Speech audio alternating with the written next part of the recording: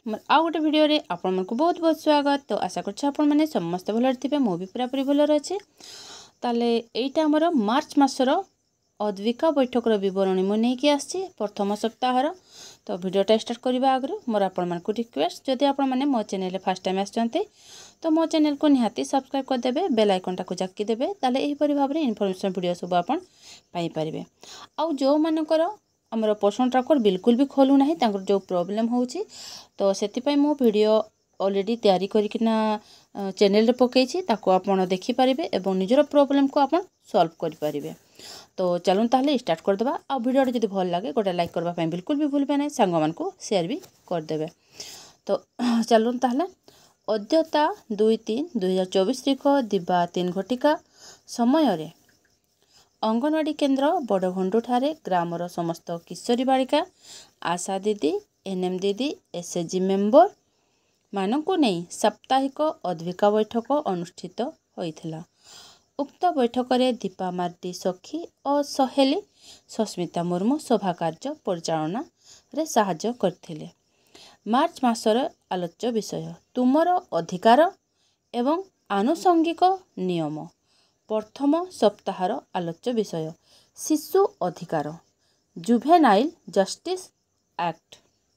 शिशु कहिले 18 वर्ष रु कम समस्त व्यक्ति को बुझिबा। भारतर संविधान शिशु मानंकु 5टी अधिकार प्रदान करुअछि। सेगुड़िक हेला बंचिबार अधिकार। संविधानर अनुच्छेद 45 अनुଯାयी शिशु मानकर बंचिबार अधिकार एवं बंचिबा पाए सर्वनिम्न आवश्यकता जेपरिक पुष्टिकर खाद्य, आश्रय स्थल, चिकित्सा सेवा पाइबा सहित एक पर्याप्त जीवन धरणर सुविधा अंतर्भुक्त। 2 शिक्षार अधिकार। संविधानर अनुच्छेद 21A अनुଯାयी शिशु 6 वर्ष रु 14 वर्ष बयसर समस्त शिशु को मागणा और बाध्यतामूलक शिक्षा प्रदान करे। 3 विकासर अधिकार। एथिरे शिक्षार अधिकार, अवकाश, सांस्कृतिक कार्यकलाप, खेल एवं सूचना अधिकार सहित चिंताधारा, विवेक एवं धर्मर स्वाधीनता अंतर्भुक्त। यह संविधान रे अनुच्छेद 24 रे उल्लेख होइछि। 4 सुरक्षा अधिकार। संविधानर अनुच्छेद 39E अनुଯାयी शिशु मानंकु शारीरिक एवं मानसिक स्तर रे आघात एवं औषधाचरण रक्षा पाइबा अधिकार रहिछि। हिंसात्मक कार्यरु सुरक्षा प्रदान करे। 5 मत व्यक्त करिवार अधिकार।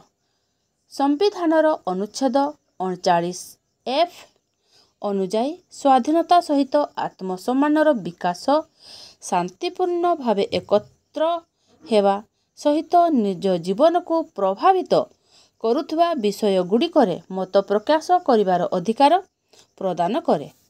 प्रत्येक जिल्ला रे शिशु अधिकार सुरक्षा पाई शिशु कल्याण कमिटी गठन करा जाइछि। चाइल्ड वेलफेयर कमिटी द्वारा शिशु मानंकु जत्न, सुरक्षा, विकास तथा पुनः थैथानर व्यवस्था करा जाए। जुभेनाइल जस्टिस एक्ट 18 वर्ष रु कम बयस रे शिशु कौनसी अपराध रे जड़ित हेले जुभेनाइल जस्टिस एक्ट द्वारा सेमानंकु सुरक्षा देवा सह उपयुक्त न्याय विचार सह पुनर्वासर व्यवस्था करिथाय। सभा शेष रे किशोरी बालिका मानंकु IFA बटिका बंटन करी सभा भंग करागला। तो मु एही परि भाबरे लिखिछि। जदि आपण एथिरे बेसिक शेयर करबा पई चाहउछन्ते निहाती करि परिबे। मु एहार PDF आपण को टेलीग्राम ग्रुप रे दे देबे। ठीक अछि, ताले रहुछि, देखाबो हमर नेक्स्ट वीडियो रे।